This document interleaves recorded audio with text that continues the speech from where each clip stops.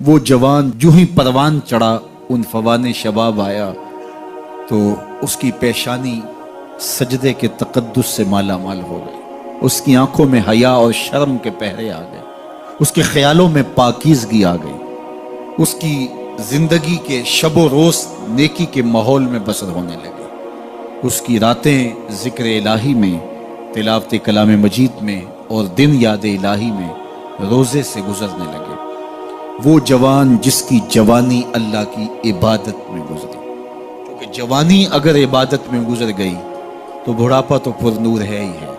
سب سے مشکل مرحلہ زندگی کا جوانی کا ہے۔ شیطان زیادہ ورغلاتا ہے کسی شخص کو جب وہ جوانی کے مرحلوں سے گزر رہا ہوتا ہے۔ تو جس کی جوانی خیریت کے ساتھ گزر گئی اور اس نے اپنی جوانی کے تقدس کو محفوظ رکھ کے منزل تک پہنچا لیا، اپنی عصمت کے جوہر کی حفاظت کی، اپنی آبرو کو لٹنے نہیں دیا، اپنی آنکھوں کی شرم و حیا پر پہرے بٹھائے اور آنکھ کو برباد نہیں ہونے دیا اور اپنی زندگی کے تقدس کا پہرا دیا، تو جو جوان اپنی جوانی کو خیریت کے ساتھ گزار گیا۔ کسی نے کہا تھا نا، کتاب زیست کا ایک اور باب ختم ہوا، شباب ختم ہوا، ایک عذاب ختم ہوا۔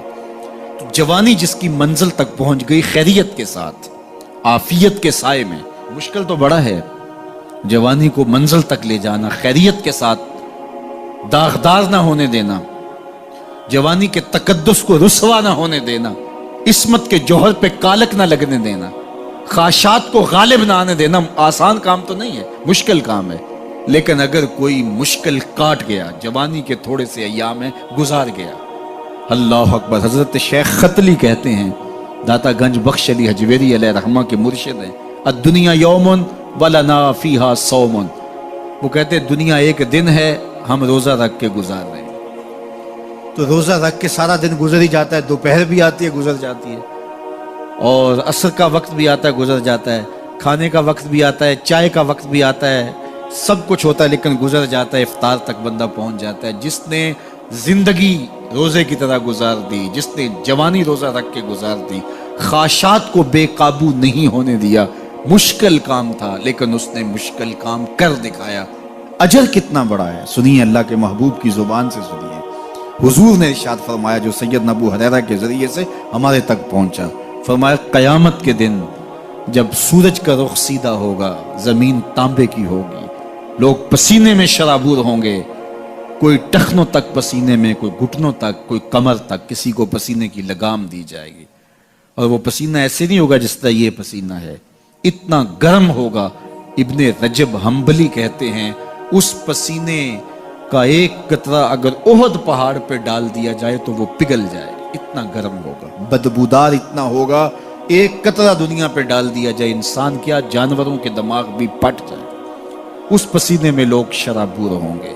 لیکن جس نے اپنی جوانی کو عافیت سے گزارا ہوگا، کل قیامت کے دن جب کوئی سایہ نہیں ہوگا، اللہ اس جوان پر اپنے عرش کا ٹھنڈا سایہ عطا فرمائے۔ وہ شخص جس کو کسی عورت نے دعوت گناہ دی اور وہ صاحب منصب تھی، صاحب جمال تھی، اور اس نے یہ کہہ کے یہ خواہش، یہ آرزو مسترد کر دی، انی خاف اللہ۔ اسی طرح کوئی عورت ہے تو اس نے اپنے تقدس کی حفاظت کی، اپنی آبرو پہ پہرا دیا اور کسی پیشکش کو ٹھکرا دیا، تو فرمایا قیامت کے دن جب کوئی سایہ نہیں ہوگا، اللہ اسے بھی اپنے عرش کا ٹھنڈا سایہ دے گا۔ کیسا سخت دن ہوگا، اور وہ کس اعزاز میں ہوگا، کس تکریم میں ہوگا۔ یہ تو 4 دن 10-20 سال ہیں، اور وہ 50,000 سال کا ایک دن۔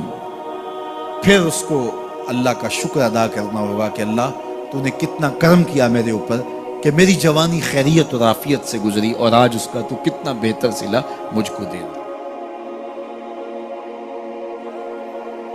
تمام انبیاء کی طرف سے جو ماضی میں گزرے ہیں، ایک ضرب المثل کے طور پہ بات موجود ہے، اور یہ بات میرے اور آپ کے آقا و مولا نے ہمیں پہنچائی، اور وہ یہ کہ اذا لم تستحی فاصنع ما شئت، جب تیرے میں حیا باقی نہ رہے تو جو چاہے کر۔ چونکہ حیا مانے ہوگا نا یہ بڑا ہے، حیا مانے ہوگا کہ یہ ماں ہے اور یہ بات میں نے نہیں کہنی، حیا روکے گا کہ یہ باپ ہے، اس کے سامنے یہ کام نہیں کرنا، حیا روکے گا کہ یہ میرے رسول صلی اللہ علیہ وسلم کی طرف سے ممانعت ہے اور میں حضور علیہ السلام کا سامنا کل قیامت کے دن کرنا ہے، حیا روکے گا کہ یہ میرے رب کا فرمان ہے اور کیا میرا اللہ مجھے دیکھ نہیں رہا؟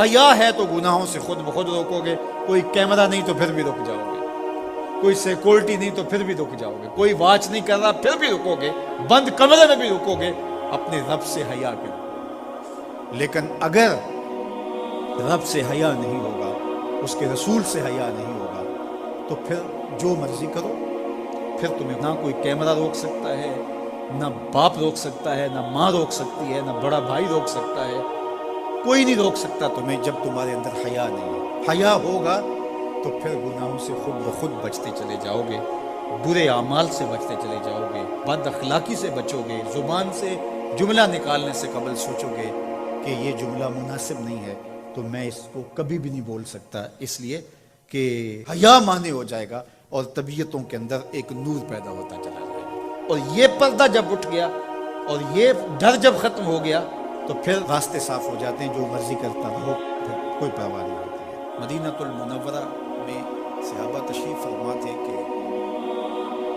ایک خاتون گزری، سیاہ رنگت حبشی نژاد، تو ایک صحابی فرمانے لگے اگر جنتی خاتون دیکھنی ہے تو یہ خاتون ہے۔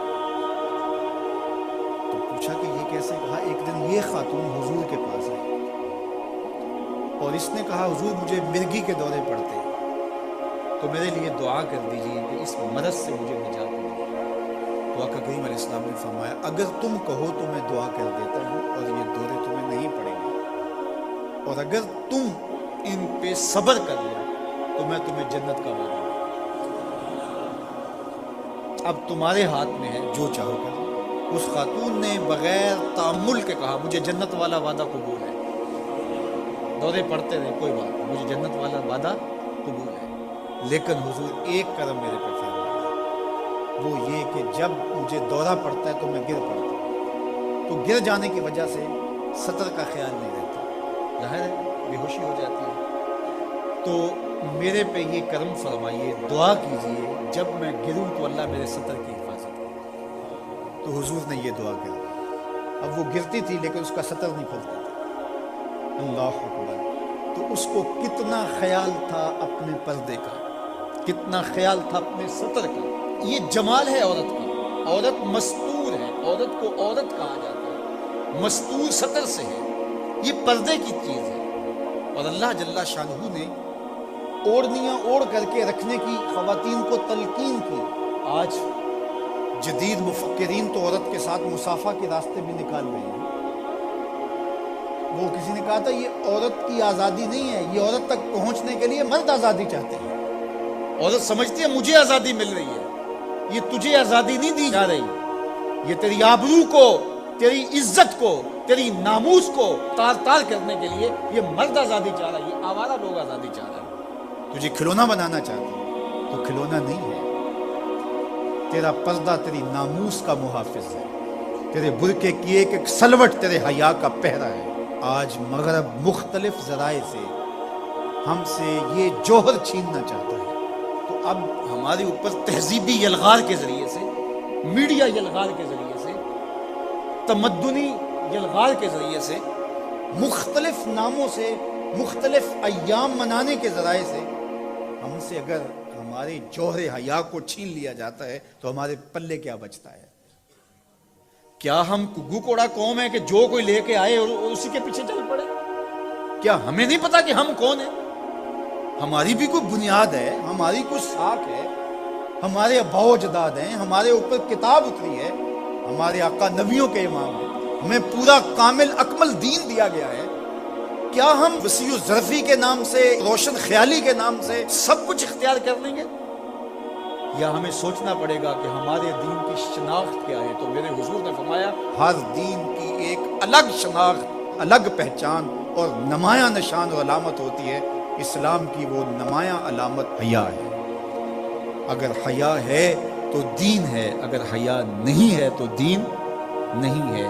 تو اللہ ہمیں حیا کے نور سے مالا مال کرے، ہماری نسل نو کی بالخصوص حفاظت کرے، ہماری بیٹیوں، بہنوں اور مستورات اسلام بناتے دین کی اللہ خاص طور پہ حفاظت فرمائے۔